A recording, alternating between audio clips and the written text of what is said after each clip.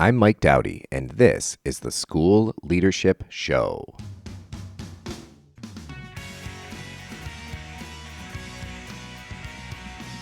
Welcome to the only podcast dedicated to helping practicing and aspiring school leaders realize their potential, advance their careers, and achieve work-life balance.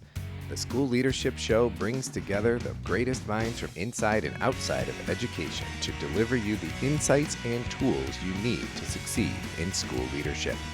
This is the show we wish we had 20 years ago. This show is about you. We're here to help you become the best school leader you can be while still having a life outside of work. In this episode, I interview author and physician Dr. Lisa Sanders. Dr. Sanders wrote the book Every Patient Tells a Story, and ever since I read that book, I've wanted to talk to her. She's done a lot of work around what works and what doesn't work in the process of diagnosis. And a lot of what she has learned about diagnosis, particularly what doesn't work and the cognitive biases associated with it, are very similar to what we experience as school administrators in the process of decision making. Dr. Sanders and I get into all kinds of different topics, from health, wellness, work-life balance, diet and exercise, burnout, and even how to get comfortable with uncertainty. Enjoy this interview with Dr. Lisa Sanders.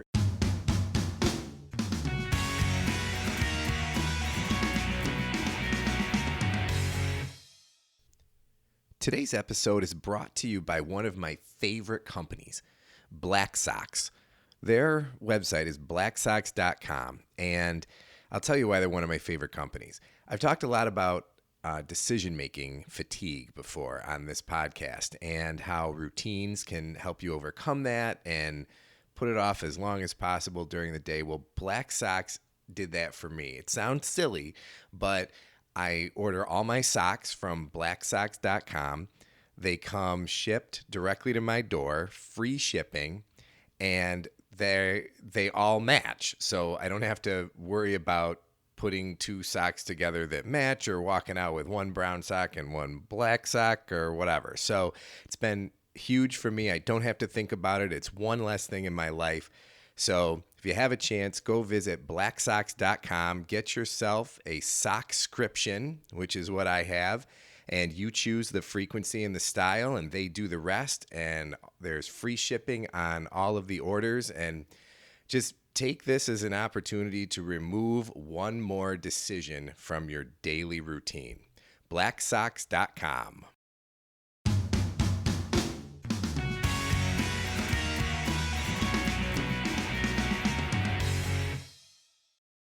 I'm here with Dr. Lisa Sanders. Hello, Lisa. How are you? Hi, how are you? I'm fine, thank you. So I asked you to be on the podcast because I'm a huge fan of your work, particularly your book Every Patient Tells a Story, which we'll get to eventually. But can you tell people a little bit about yourself and your work? I just think you have such a fascinating story, how you got where you are. Let's see. Well, I am a doctor. I went to medical school as my midlife crisis. Before going to medical school, I was a television news producer, mostly for CBS News. Went to medical school. Now I became an internist. Now I teach residents and medical students and take care of patients. I also write a column for the New York Times Magazine called Diagnosis, and a similar one for the New York Times blog called Think Like a Doctor, where I talk about patients who present with kind of mysterious symptoms, and I tell the sort of story of how the detective story of how everybody figures out what's going on. So that's pretty much what I do. Fantastic. And how long have you been writing the column for the New York Times? Because it was before you wrote the book, right? Oh, yes. No, I started the column in 2012. Oh, wow. Okay.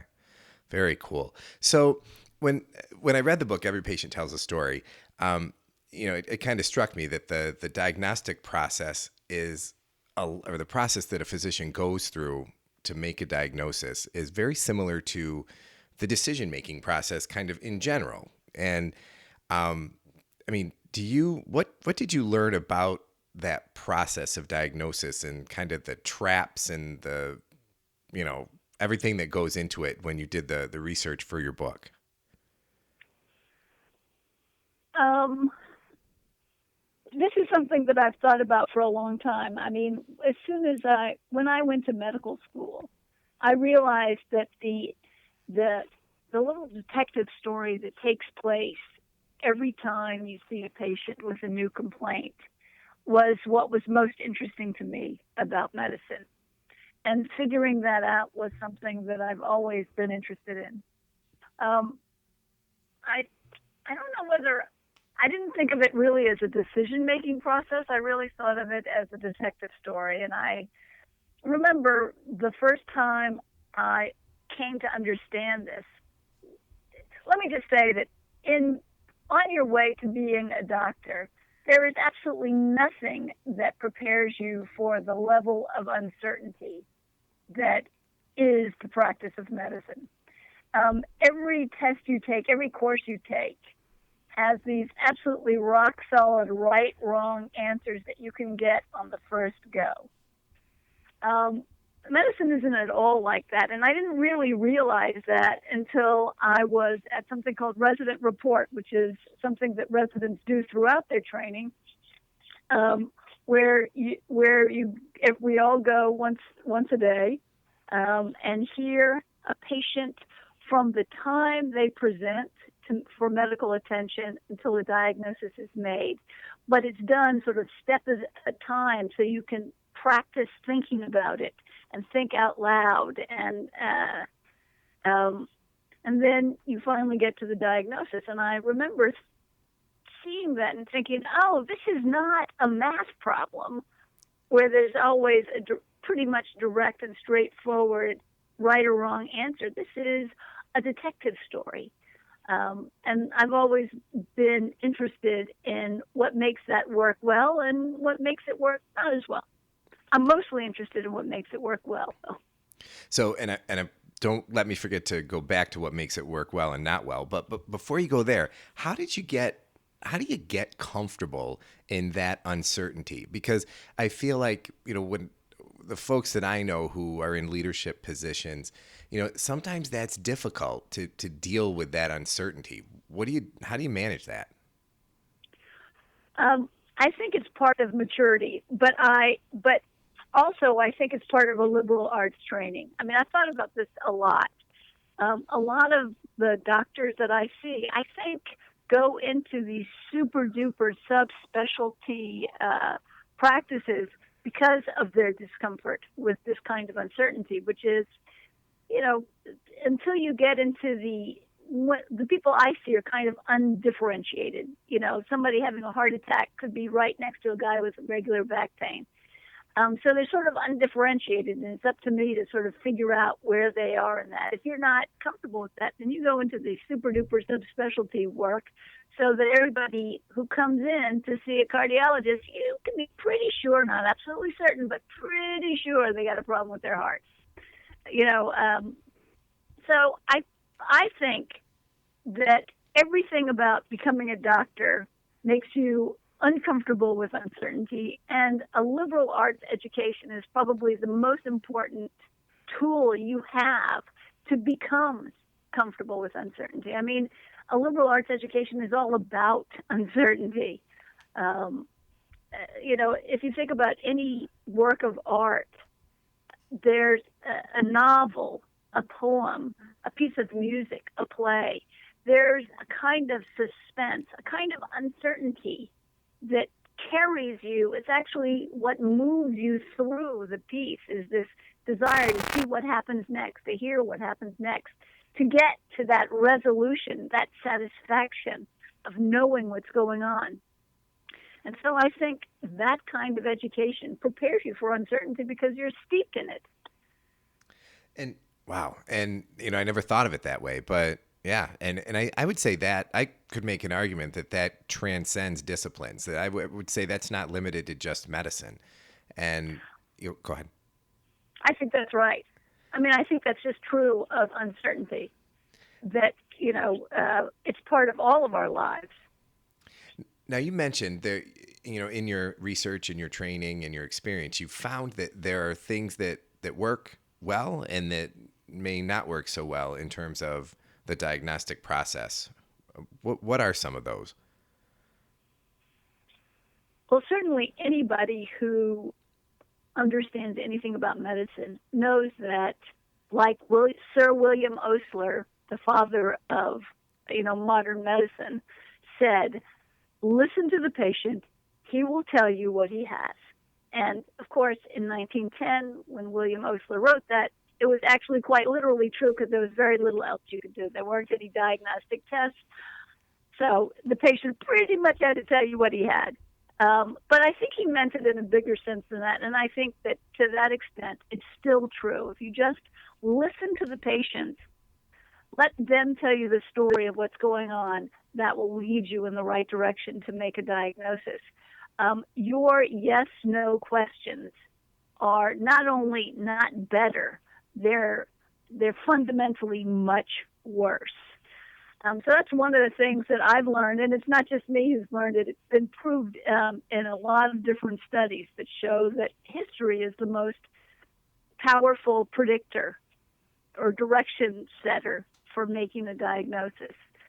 I also think that understanding, and I think this is true not just in medicine, but in a lot of other things, that understanding that every question you ask, every test you order, every investigation you instigate is really a question that you're asking. And so you have to have some expectation of what the answer is going to be. That way you can tell if you're surprised or not. If you walk in with a completely empty mind, then you're not going to be surprised by anything, nor will you really figure anything out. You have to sort of be actively engaging with the information you're gathering to think, oh, this reminds me of this. You have to be constantly asking questions. And when you step out of the room and think, all right, how am I going to figure out what this person actually has? You have to ask questions or order tests or get studies that are going to help you answer some of those questions. Does that make any sense? I mean, I think that that's what people do when they try to problem solve in other disciplines as well. It absolutely does. And I think, and I get nervous these days a little bit. Education tends to lag behind business. I don't know, depending on where you are, 5 or 10 years. And at least where I am, we have this kind of love affair with data. Everything needs to be data driven. And I remember having a conversation with my mother-in-law, who was an intensive care nurse for over 40 years. And I remember towards the end of her career, she said she used to get frustrated with the new nurses because they would just pay attention only to the monitors. And she'd have to say, we got to look at the patient. Right. Absolutely right. The patient is the thing. Any particular traps with diagnosis? I know I've read a lot about the diagnosis bias or the confirmation bias, where you get it in your head that you think it's one way, and then you tend to look for data that supports that or signs that support that. Have you found that to be the case for some folks? All of us are capable of making all of those kinds of cognitive errors. I don't know if you're familiar with this book, but Daniel Kahneman wrote a wonderful book called Thinking Fast and Slow. Oh, it's fantastic.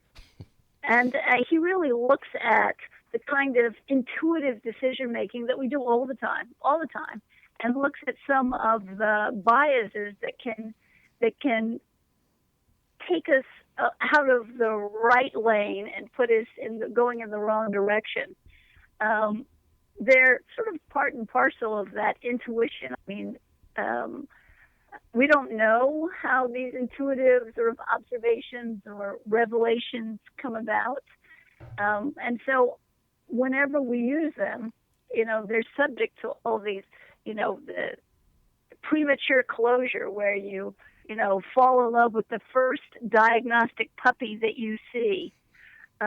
Or confirmation bias, where you like the data that agrees with your diagnosis more than you like data that goes against it, or context bias, where you look at a normal test result in somebody who's abnormal, and you think, well, that's normal. Well, maybe it's normal, but maybe it's so abnormal, that it's abnormal that it should be normal, or, House, which was a television show I used to work on. One of the things that he said in the first season was normal's not normal, and that's sometimes true. You just have to understand things in the context of the patient himself or herself.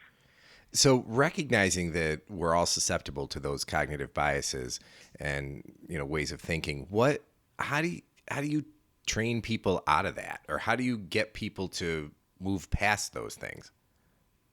Well, what Kahneman says, and what a lot of people in my business say, or in the business of thinking about diagnostic error, say that you have to use dual process thinking. Sure, use intuition. It is fast and efficient most of the time. But then, before you act on whatever your intuition has told you, stop and think about it. Think it through and think, could this be biased in any way? And there's no evidence that that's true. I think we're all going to make a lot of mistakes in our life. That's just the way it happens. You just have to, I think the most important thing is to not fall in love with your own diagnoses and being open to the possibility that you're wrong. When I tell a patient, this is what I think is going on, I always say, but I could be wrong. This is what I think. This is why I think that. This is what I expect to happen next. This is what I don't expect to happen. If these things happen, that it suggests to me that maybe I'm wrong and you should call me back. So you have to, all of these things that we think our way to, we have to be ready to recognize that we could be wrong. Now, sometimes you're not wrong. Sometimes, you can flip to the back of the book and check the answer, and it's right. But in medicine and in so much of life, that is not the case. And you just have to be ready to, you have to be flexible and, not bet your life or your patient's life on something that's not 100% certain. Well, and there's no doubt that comes with a great degree comes to maturity, or comes with maturity. People start to realize, after you've been wrong a few times, you're a little more open to the possibility. And you work with residents and medical students, right? You teach. Yes. So how, it's got to be fascinating to watch as they, I'm sure they come in pretty sure, or maybe some of them pretty sure of themselves, and then you probably watch them change over time to where they become a little bit more open to the fact that they might not have all the answers. Do you find that to be the case? Well, first they come in absolutely scared to death, as well they should be, because very little of medical school doesn't really teach you how to be a doctor. They teach you the science that you need, but as you know, medicine is not really a science. It's a lot of things, but it has the science is only a small part of it. So they come in scared to death, and then they get past their fear, and then you get into some certainties that shouldn't probably be there. And you understand that you're going to make mistakes and that you have to prepare the ground so that your mistake doesn't harm anybody. I mean, I would say that the most important tool we have to have in the face of not being perfect is a willingness to talk to the patient and engage them in this process. So do you think that, I'm going to take you totally off track here, all the shows, I mean, medical shows and hospital shows are pretty popular. So do you think what effect do you think that's had on medicine and the training of physicians? I don't know. Do you think it's had any? I don't know. I'm all caught up on Grey's Anatomy. I'm feeling pretty good. Like, Well, I never watched Grey's Anatomy because I'll tell you, it really irritated me that that the show was based on the premise that an intern slept with one of her bosses. I'm sorry, that is just. I know it was an accident, but that is a premise for a show. That really is not working for me. okay, so I may have hit a nerve. How about some other hospital shows? Well, I loved Well, House. you worked I on it, loved right? ER. Yes, Okay. Oh, I loved ER. ER was a good one too. I'm an EMT, and my wife is a physical therapist, so we kind of play amateurs when we're watching those shows. So anything else that you would want to leave folks with related to diagnosis and that process before I shift us into a different direction? Just that it's really interesting, and patients have a lot bigger part of the whole process than I think they realize. I think they think they're going to take their, you know, insignificant little symptoms and somebody's going to tell them something important, but that is not the case. It's totally a partnership. And if your doctor doesn't make you feel that way, that it's really a partnership, perhaps it's time to think about a new doctor. And it's fascinating that you say that because I imagine that the internet and the access to, or the ubiquitous access to information, some of it good, some of it bad, has influenced that conversation between doctor and patient quite a bit. Yes, yes, but I don't think in a bad way. Before there was the internet, there was Aunt Tilly and your mother, who also had opinions about what was going on. It's not like before the internet, people just walked in going, I have no idea what I have. Oh, wise one, tell me. That's not how it worked. Okay, well, and my mother still has an opinion, even with the internet. So Exactly. I'm going to shift you a little bit here. So, you're busy. You do a lot of different things. Anybody can tell that from reading your bio, and you described a bunch of the different things that you're involved with. Now, do you think there's such a thing as work-life balance? And if so, how do you work toward it? Well, I think that if you think that balance is like a ballerina doing an arabesque, balancing on her toe shoe, if that's what kind of image you have for work-life balance, you are never going to get that. Life is way too dynamic for that. On the Ed Sullivan Show, when I was a kid, there was a guy who used to twirl plates on the top of these sticks. Did you ever see that, or is that before your time? A little before my time.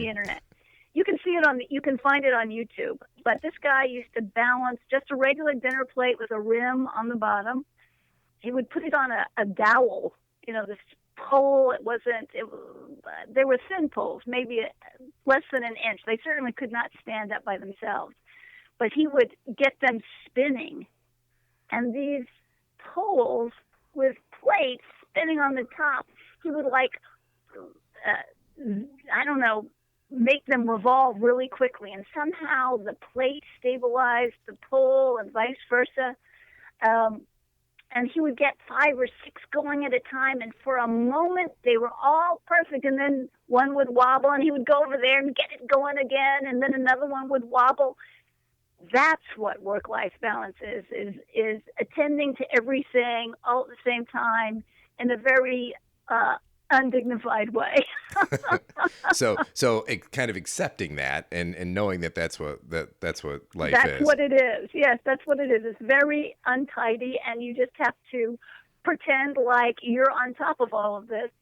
And sometimes you are, often you're not. You're rushing to catch up with something. You're staying up late at night to read the report that you're going to a meeting about and should have opinions on first thing the next morning.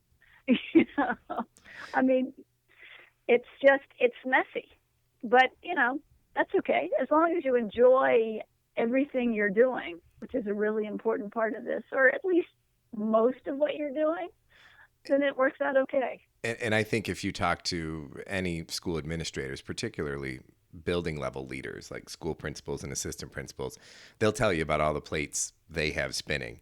And exactly. And, as I think about school leaders, unfortunately, and I have to put myself in the category too, we spend a lot of time sitting in meetings. And I've talked before on this podcast about the importance of moving around and about nutrition and things like that. Just in relation to health and wellness, I mean, you wrote a book called The Perfect Fit Diet. And, in your experience as a physician, your research writing that book, any advice that you would give to folks whose jobs are kind of sedentary? Well, moving around is the answer. I used to joke all the time, exercise is the answer. What is your question? Because there's no question in my mind that moving around is the most important thing we can do for our brains, for our friends, for the people we love, for our children. Sitting around is bad for you. And that's not just an intuition or a feeling. We know this. We know that the more time you spend on your behind, the shorter your life is, period, end of story. So it's really important to incorporate activity into your life. It's not just important for yourself. I mean, of course it's important for yourself, and that's really key. But it's also important for your children who see that being active is a part of regular life. It's important for the people who go to the schools you run to see that people need to keep moving and that this is an important part of your life. It also teaches us, the people who are watching you, which is everybody who's younger than you and maybe some people who are not younger than you, that self-care is really important. In medicine, there's a huge problem with burnout because self-denial is such an important part of this education, because putting your head down and just getting the work done is really how you get through medical school and residency and the first part of your career. But eventually, at some point, you have to stop that. You have to take care of yourself. And the burnout comes from people who don't recognize that it's time to take care of themselves. And everybody suffers because of that. And I think that's got to be true for teachers and administrators and people who are role models for kids. So what do you do? What do you tell people? You're looking around, you see these residents getting ready to burn out. How do you help them? How do you intervene? So first of all, we have a huge wellness factory here. We have every year we have a chief resident who but not assigned, but cares about wellness in a huge way, and they organize exercise and bicycling and TED Talks and, all that kind of stuff. But, residents don't have a lot of control over their lives. And fortunately for them, at least for internal medicine, all of our residents are finished with their residency, per se, in 3 years. And I tell them, after you're a resident, then you must exert some control over your life. It's perfectly possible that you can just be shuffled into some job as a doctor, as an administrator, where no one cares about you. You're just a cog in a machine, and as long as you come to work on time and work yourself to death, that's all they care about. Don't take that job. Don't take that job. Self-care is an incredibly important part of staying alive mentally and physically, and it makes you a better employee. It makes you a better, whatever it is you do, it makes it better if you take care of yourself. Now, sometimes that means you can't do some of the other things you want to do. I mean, I go to bed, I get up really early. I try to exercise most days of the week. Sometimes I just walk to work. I live about 3 miles away from where I work, and sometimes I just walk to work. Sometimes I go to the gym. Sometimes I, ride my bike. But I try to do it every day. And one of the reasons I became a doctor is because I don't have to spend a lot of time sitting down. I'm always up, walking, going to see patients, going to, this place, that place, the other place. So I don't spend a lot of time on my behind.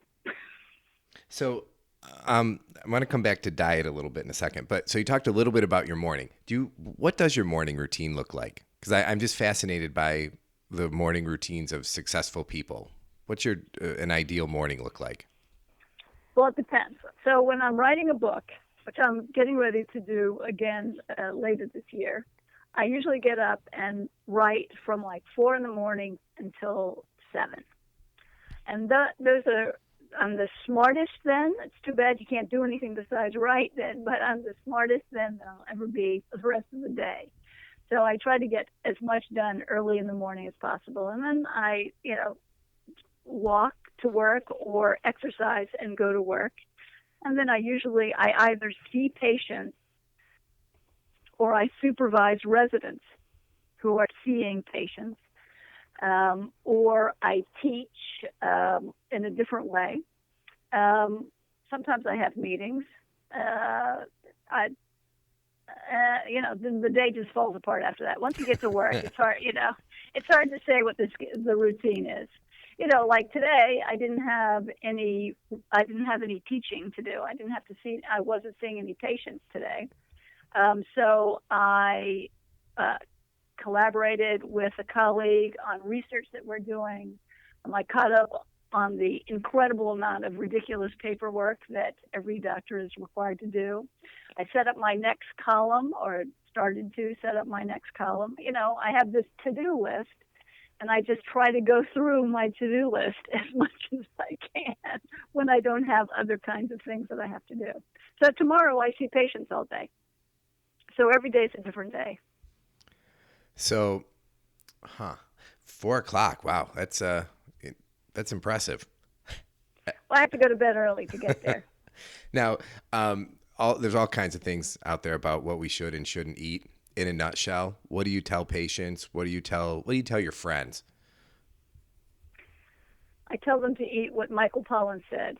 Eat food, not too much, mostly plants. Okay, there it is.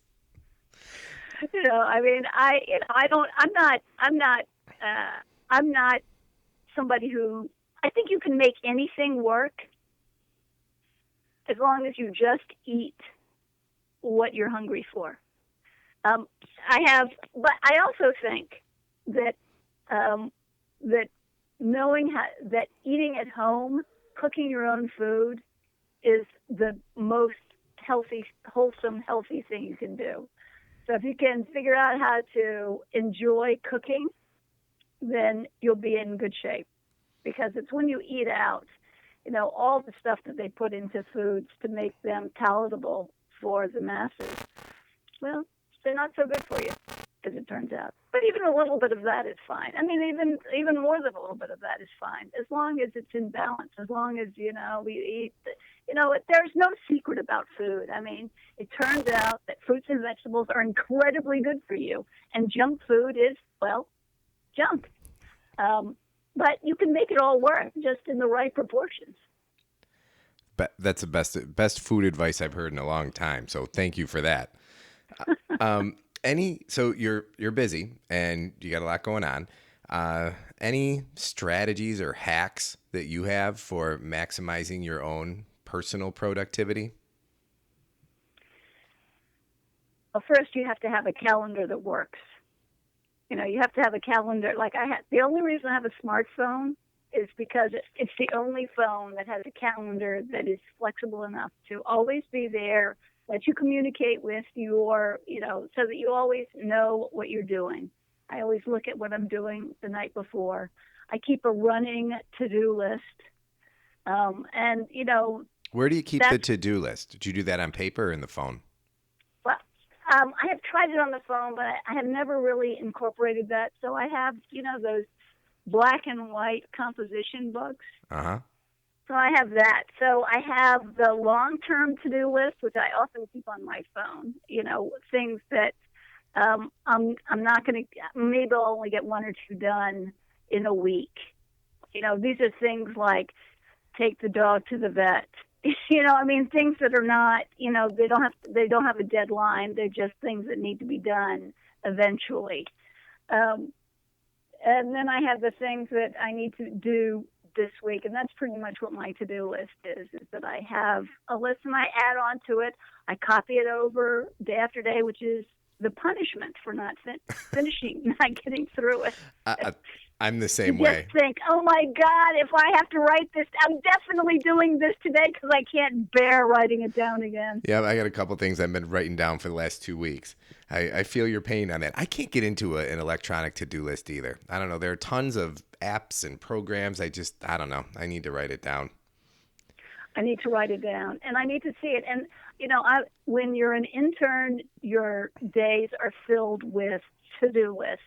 And as an intern, I made little boxes, and as soon as I got something done, I would fill in the little boxes. And seeing that sort of done was such a pleasure. That's what I still use. So I have hundreds of these composition books that usually last me about 3 weeks or 3 or 4 months. I also take notes.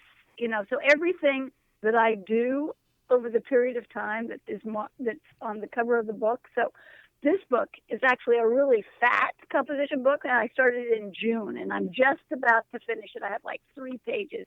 But basically every interview that I've done, every third page is a to-do list, every piece of research that I've worked on, it's all in there.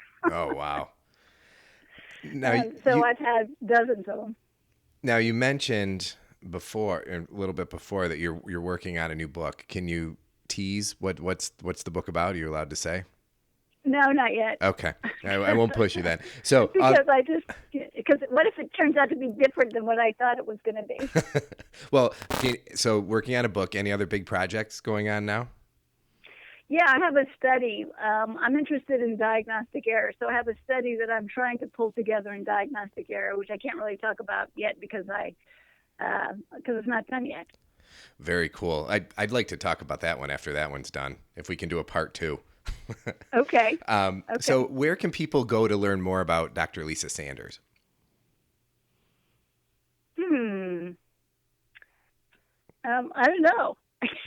Well, read my blog. It's called Think Like a Doctor. It comes out the first Thursday and Friday of the month, and it's a case. I tell a patient's story, and then I stop and say, before I give the diagnosis, I say, what do you think is going on? And all kinds of people write in. I mean, some of them are doctors, but many of them, probably half of them, maybe more, are not doctors. They're just people who are interested. So, So if that's read my blog. So do you have, if people search "Think Like a Doctor," they'll find your blog, or is it a particular website? Okay, they will. And you can also follow me on Twitter. What's your handle? Lisa Sanders, MD. Okay, excellent. And books. People can find your books on Amazon, right?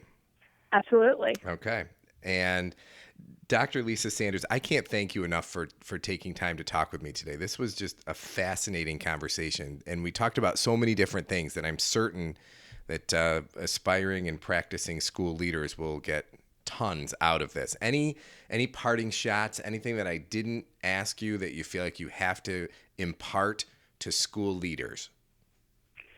I have 2 children who just finished school, or who are now off in college, and they could have never done it without fantastic leadership at the schools that they went to. Both of them went through the public schools here in New Haven, where they got incredibly wonderful advice, wonderful courses, wonderful teachers, and it made it possible for them to do just fantastic things. I am so grateful to good educators who do so much for our kids. Well, thank you so much, and thank you again for your time, and it was great talking to you. Well, thank you so much. It was so great talking to you, Michael. Today's episode was brought to you by one of my favorite companies, Black Socks. This is where I get all my socks. On blacksocks.com, you get a sockscription. I get to decide how often they show up and what kinds I want. I buy all the same sock. They all match. I don't have to think about socks. I just put them on. They fit great. Don't have to worry about it. And I don't have to be that guy that is in the meeting at 10 o'clock in the morning and figures out that he's got one brown sock and one navy blue sock on and then feels self-conscious the rest of the day or has to make a joke about it. That doesn't happen. Blacksocks.com. They get delivered to my door. Great socks. Check them out. You'll be surprised at what a difference eliminating that one decision from your daily life makes.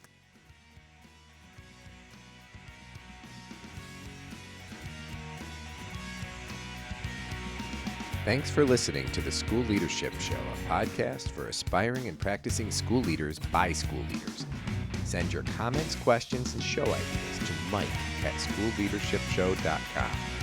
And now it's time to rate the podcast in iTunes and leave a comment. No, really, it's time to do it. So when you're done here, go right to iTunes, rate the podcast, leave a comment. Thanks.